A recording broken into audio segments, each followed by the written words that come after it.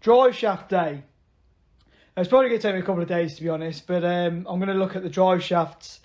As you can see, I'm going to fabricate some custom drive shafts for the car. Now normally I would go to somewhere like a prop shaft place. I use Dave Mack in Coventry, but there's loads of other ones to get custom shafts. However, we've got the coronavirus thing, so a lot of businesses are closed, and additionally to that, bloody custom drive shafts are expensive if you get proper ones done. What I mean by proper ones is, I mean made in one piece, completely made with the end spline to however you need it doing. I don't mean kind of how these ones are, which I've purchased, which are basically cut, shut and welded. You'll probably be able to see there that there's a blob of weld there, and kind of not entirely sure what it is. It looks like a socket, could be wrong. And then obviously this one, you can see a bit of a weld in the middle, and then someone's pinned through to kind of give a backup if the weld cracks. Now they're kind of shafts that people sell as conversion shafts. They're not technically the best way of doing it, but it's kind of the way I'm going to do it. Now I didn't make these, so don't judge me on these. I literally bought these with an ECU kit over there from one of the chaps on one of the Lupo pages, but I'm not going to be using them. I'm using a 6-speed. So obviously the inner cups, which are obviously this end, the very top end, are different.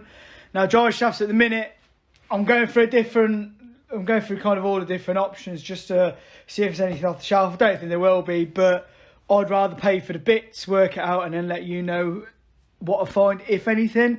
The first set of Mark IV Golf shafts, which are Mark IV 1.8 turbo, or they'll be the PD. It's 6-speed shafts, obviously you can tell by the cups. O2M gearbox. The next one's the Fabio, which is where the engine came from. Obviously the shafts came out of that. The only difference with that is I couldn't be bothered to take the end out because it was seized, so I've just chopped it off. But that's kind of how I know that they're Fabio shafts, and I'll be using kind of the centre part anyway, probably. These are the original Lupo shafts that have come off. So they're Lupo shafts, and obviously those are the conversion shafts. So they're going to get chucked to one side. We're basically going to concentrate on these and try and make them with one or the other on this. So yeah, I'm going to have a look at the splines and stuff. I've already kind of determined that the inner spline here, which is obviously the Fabia or the Golf stuff, is completely different to the inner outer cup. Put a bit of tape on it, but I've checked it. The splines are completely different, so it's not a case I could just change the cups on them. I'll check the Golf ones, but again, I'm under the understanding realistically that it's going to be exactly the same as there. So in the minute, I'm just going to take all the cups off. So I've literally got just shafts. And then what we're going to do is we're going to work on with the new outers. I'm going to obviously bin all the kind of cups and stuff off. Going to use the new outers. They're not very expensive CV joints. It's just because if I go custom shafts, I'll rebuy everything again. I'm kind of hoping this will work for now, to be fair. So yeah, new outers, which are the ones that go into the hubs, and then new inners, which go onto the gearbox. It's better to buy new because then I'm messing around with clean stuff. Personally, I hate CV grease. It's literally like the most disgusting thing to work with. So yeah, I'm going to take all the CV inners and outers off. Right, shafts have been all stripped down. CV inner and outers are off.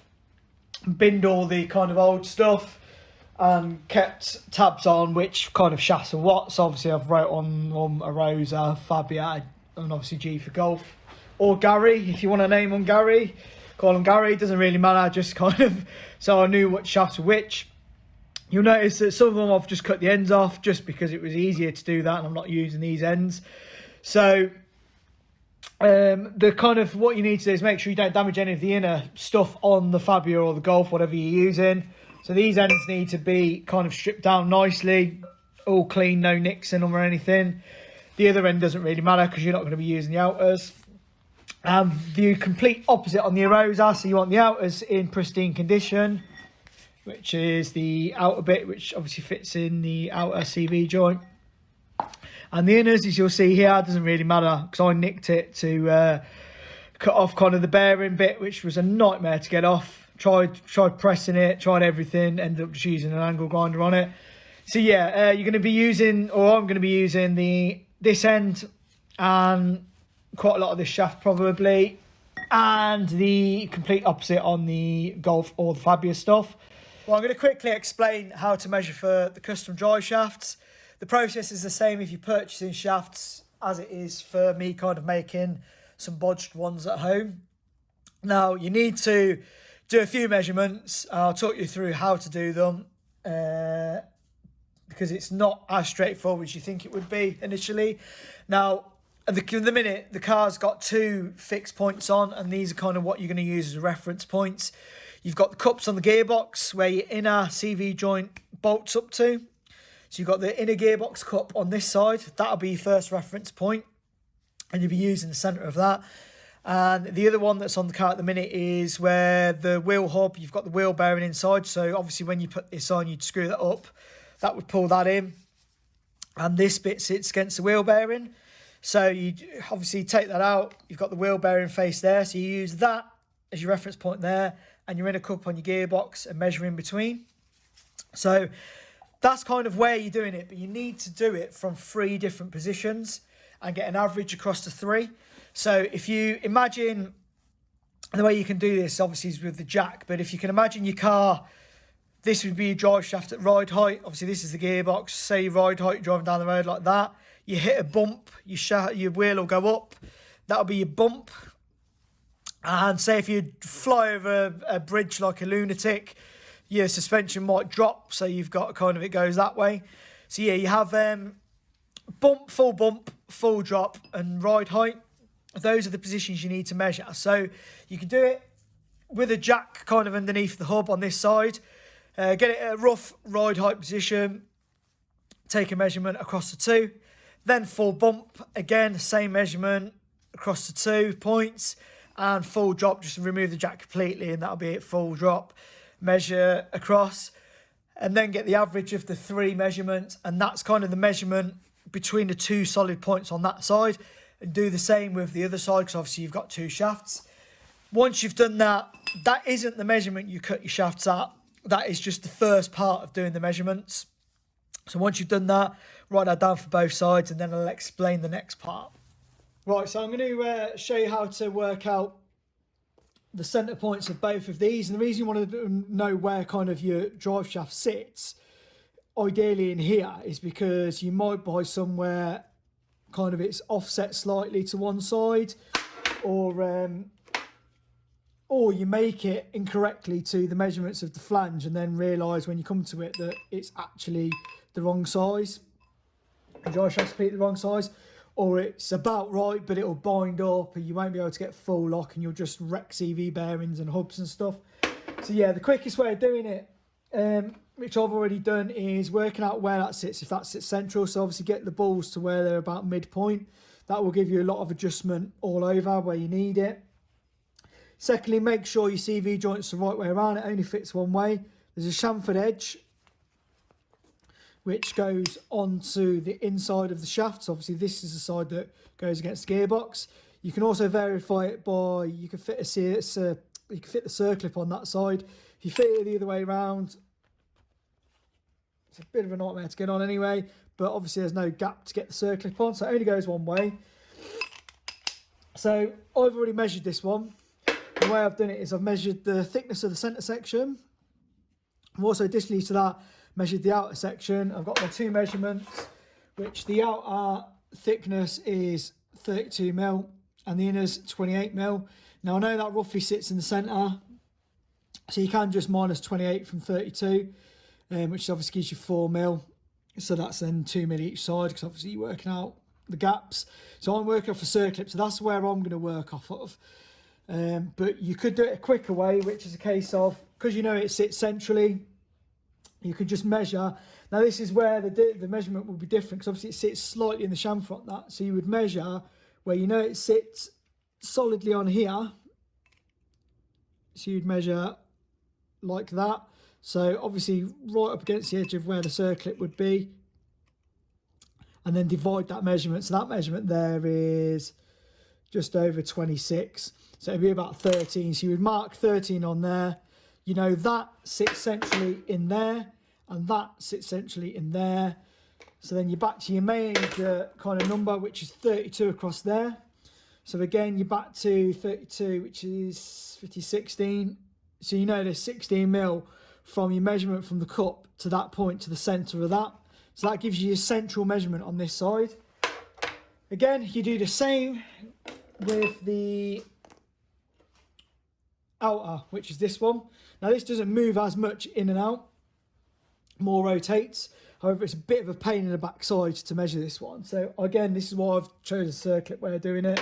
I'm working out where my circlips are. Oh, and additionally to note as well, with this being an aftermarket one, they don't fit on the shaft. This is the Arosa one, yeah. They don't sit on the shaft all the way up to there. They supply you with a plastic ring that fits on there. Now I took the original ones off and there was no ring on there. And then I've double checked it, and the original ones have a thicker spline section, so the depth of it's bigger. So it's a kind of the easier way of doing it is this side's going to change regardless of what type of CV joints I'm using. However, this circlip isn't, so I'm using the circlip measurement to work it out. And the way I'm doing that is measuring from, if you can make it out, literally where the splines go in, and then the circlip would pop out, i.e. the very end of the spline. I'm measuring from that point there to the edge here, which gives me a measurement on mine, again it might be different from yours, of 25mm.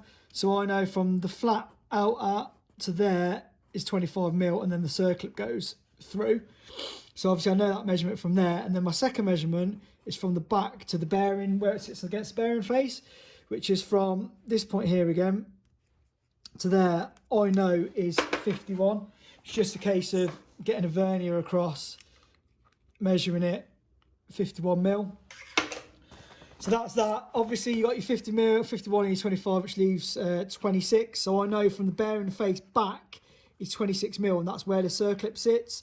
So that then gives me the perfect measurement. I've got both measurements now from my inner and outer to know exactly where it sits on the shaft. Well, all the measurements are done. I'm going to explain how I've done it. Firstly, I'm not using a total length of the drive shaft as my reference point. I'm using the fixed point to confine, which for me are the circlips, because obviously the shaft could be a lot longer, but the circlip could be in a different place anyway, so it's kind of irrelevant. I'm going by the circlip areas.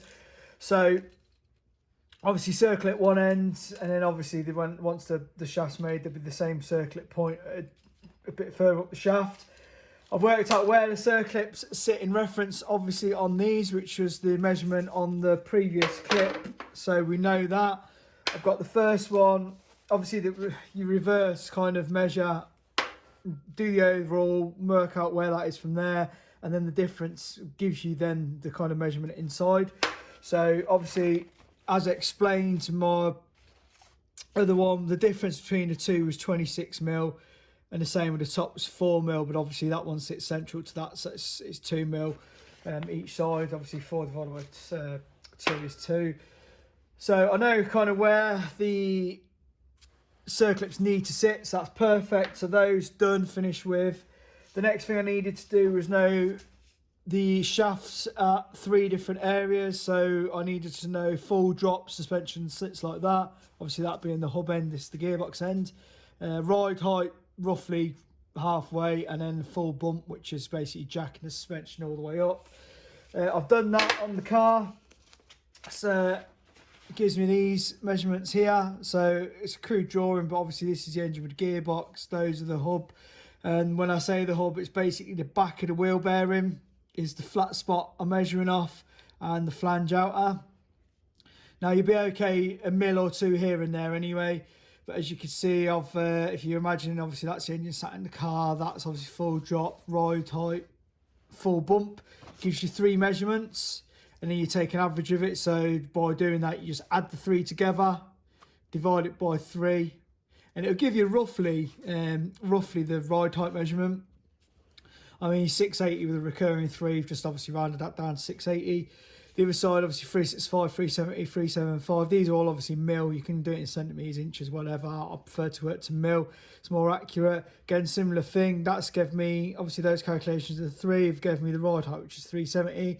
Now you could just do one and guess it, but obviously if you'd measured it completely wrong, one of these measurements, doing the 3 gives you an idea that you're in a ballpark right place for it.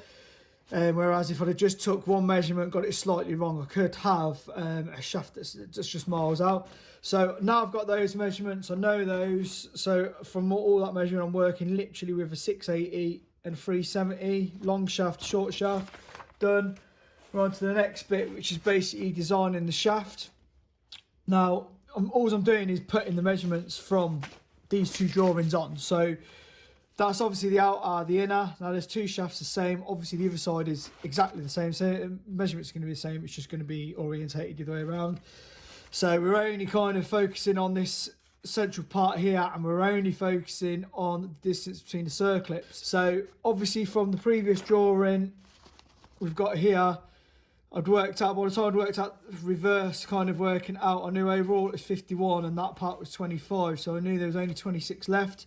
So 26 is the measurement from the bearing face to the circlip where it joins on the drive shaft itself. So that's perfect because obviously I know where that is. And then on the other side, we've got the inner where it had 4mm overall, which was 2mm each side. So we know that the circlip sits 2mm in from the flange face. And we know that the circlip sits 26mm in from the flange face. Those are the measurements we've got from flange face here to bearing face there. So then what we need to do is obviously minus off these. So again, you're minusing your 26 and your 2, which is obviously 28. So your 680 minus 28 is 652. So now I know that I need to make a drive shaft that has 600 for obviously the long shaft. Needs to be 652 between the circlips. So as long as obviously this is a short shaft I'm showing you on, but basically I'd be measuring from that bit of the circlip to wherever the other bit of the circlip is, and I'd want my long shaft to be 652mm, and then I'd want my short shaft to be 342, because flange to flange was 370. Again, you're minusing the 28, so it's 342mm. So it's not far off, to be fair. It's pretty much, if that could go in, that would be bang on, but obviously that is the wrong shaft altogether. So yeah, dead simple. As long as you've got you make your reference points of your circlips to mine, you could do it different. That's at the stage of obviously when you're measuring these. As long as you've got a reference point you can work to that's never going to move, and you can work it out perfectly, that's fine. That's the way I've done it. I've got my shaft sizes, so now I've just got to fabricate the shafts to obviously match the measurements. If you're unsure, probably a good way of doing it, if you've got the ability to tack, so say if you're wired in the middle and you're sleeving it, you could just roughly tack it, fit it together, put it on dry, see if it's okay, and then weld it up. If you're happy with your measurements like I am, I'm just going to go ahead and fabricate the shafts and then fit them. And then if they don't fit, I'll probably cry in a corner somewhere. But yeah, I trust my measurements, so fingers crossed.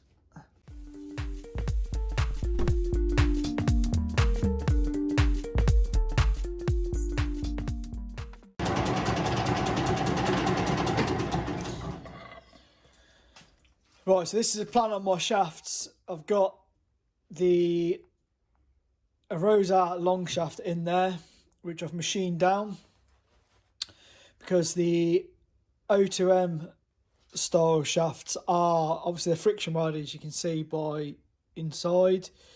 However, that inner bit is 35mm exactly.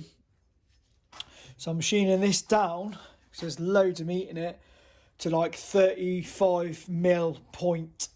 I can't remember what the point is. It's like 0.2 or something. Basically slightly bigger than 35mm. The plan is to press this into here, quite a bit of distance in, so something like that, and then just do a single weld around the side. Probably not going to need to pin it really, because if the weld cracks, it's already press fitted anyway, so I don't think it would crack. But the other option is then to pin that. That's going to be my long shaft pretty much done.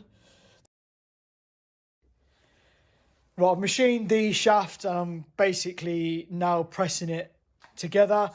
So this is obviously the donor shaft from the whatever car you're using, whether it's a Golf or Fabia. And then the lower half is the long shaft from the Arosa or Lupo, depending on what you're using. Now, the inner of this is 35mm. So I've machined this down to just slightly over 35mm. So it's an interference fit, which means basically that's kind of scratching its way down, but it's press fitted onto kind of this shaft. So I'm going to press fit that down to where it needs to be. Going off my measurements earlier, which are here, I've just got to measure obviously between the lower circlip and the top circlip point. With that measured, I should have it in the perfect place and I can take it out and weld this up.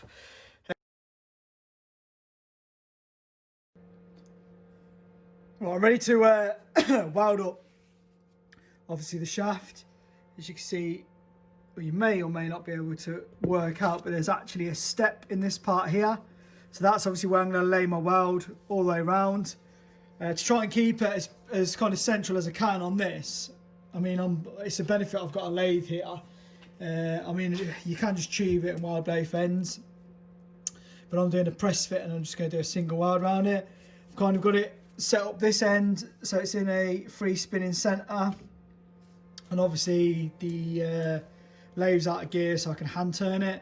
So my plan is, obviously I've kind of wound the earth round so it won't come off while doing it.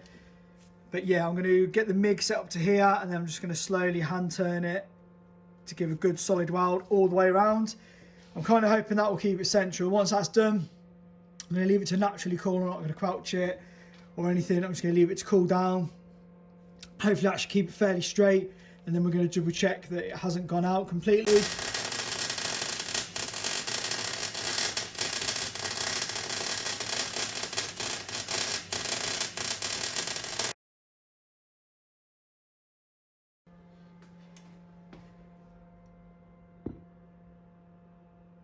Right, hopefully, fingers crossed.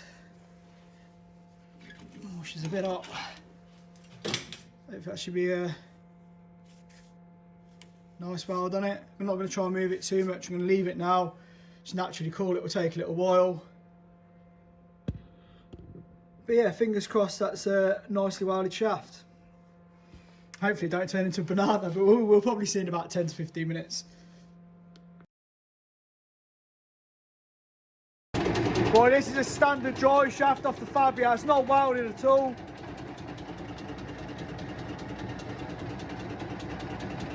Hopefully you can see that all over the place.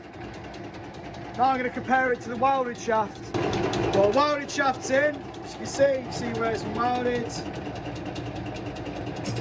I'd say that fluctuates a lot less than the standard Fabia one. So yeah, I'm happy with that. I can work with that. Job's good. Right, so as you can see, I've made obviously the custom shaft.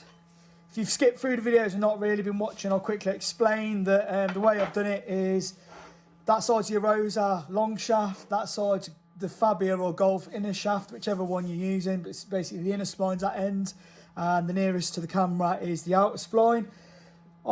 The inside of the VW shaft seems to be 35mm, so what I've done is machine the hollow side of the Lupo or Arosa shaft down to just be over slightly 35mm, so obviously it doesn't just push in.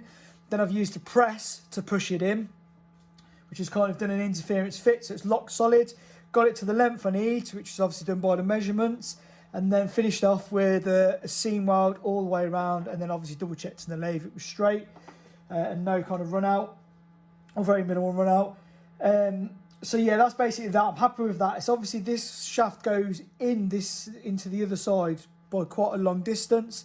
It's a good easily over an inch, probably about 1.5 inches in, and then obviously the weld. So confident with that. Now the other shaft, the short shaft, is a solid bar. However, the Mark IV Golf is actually, this is part of the Mark IV Golf short shaft.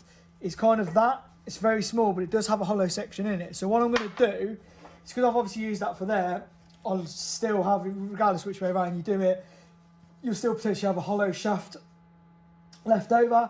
So I'm going to get another long shaft, Arosa or Lupo long shaft, which is hollow, and I'm going to do exactly the same again, because I'd rather do it that way around there than the way that some of these people do the conversion mounts. Now this was purchased like this. It's obviously a bit of a bodge job, but basically it's the way that they kind of do it is they'll split this shaft and your other shaft, so it's obviously a bit of solid shaft, work out the lengths, Then they'll weld the two shafts together, pop a sleeve over the top, and then weld each side of the sleeve. So you've got kind of like a weld in the middle, your sleeve, and then got 2 welds around it. So you've got the kind of 3 welds on a solid bar. Whereas I much prefer just the press fit of this. You've got obviously the mechanical press fit, and then you've got a weld all the way around. And the thing is with that, if that weld ever let go, it's not like it can just split. It's kind of stuck in that area. So yeah, I'm going to do it that way. Obviously you're welcome to cut and sleeve it however you want to do it, which will give you a shaft in the end result which looks like this. Hopefully better welded than that, because whoever's done this has done a bit of a pants job on it. But yeah, obviously that was off a running car, it's been working fine, so then that kind of way works. This kind of way I prefer, which is why I'm going to do it that way. And to be honest, another shaft is only costing me like 20 quid for a second-hand shaft, so I'd kind of prefer to go down that route. It's cheaper. I mean, overall, the shafts themselves are going to only really have cost me 20 quid. It's not like I've had to use any extra material other than the one that I've had to buy, which is the other long shaft, and then just new CV joints. If you want to go custom shafts, you're looking anywhere between £300 to £500, so it's kind of up to you. So yeah, that's done. I'm going to just do a bit of primer on that, going to clean it all back, and I'm going to paint it so it looks a lot better than it is. And then literally as soon as the other bit comes, I'm not going to obviously video how I've done it because it's exactly the same process, but I'm going to make my second shaft